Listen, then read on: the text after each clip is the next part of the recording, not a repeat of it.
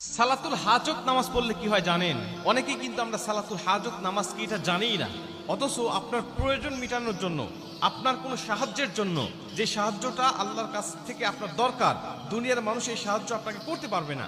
আপনি ওই প্রয়োজনটা, ওই সাহায্যটা পাওয়ার জন্য যদি আপনি 2 রাকাত নামাজ আদায় করেন সালাতুল হাজতের, এই নামাজ আদায় করে আল্লাহ পাকের কাছে যা চাবেন আল্লাহ পাক আপনাকে সেটাই দান করবে। মনে করেন আপনার এমন কিছু প্রয়োজন এখন যেটা দুনিয়ার মানুষ আপনাকে দিতে পারবে না, এটা আল্লাহর কাছ থেকে আপনার দরকার, গায়েবী ভাবে দরকার, তখন আপনি 2 রাকাত নামাজ পড়বেন। নবীজি সাল্লাল্লাহু আলাইহি সাল্লাম বলেন, তোমাদের যখন কোনো কিছু প্রয়োজন হয় আল্লাহর কাছে, তখন তোমরা উত্তম রূপে ওযু করবে, উত্তম রূপে ওযু করে 2 রাকাত নামাজ আদায় করবে এবং আল্লাহ পাকের প্রশংসায় লিপ্ত হবে, আল্লাহ পাকের প্রশংসা করবে। প্রথমে উত্তম রূপে ওযু, 2 নম্বরে 2 রাকাত নামাজ এবং 3 নম্বরে আল্লাহর প্রশংসা এবং 4 নম্বরে তোমরা আমার উপরে দরুদ পাঠ করো।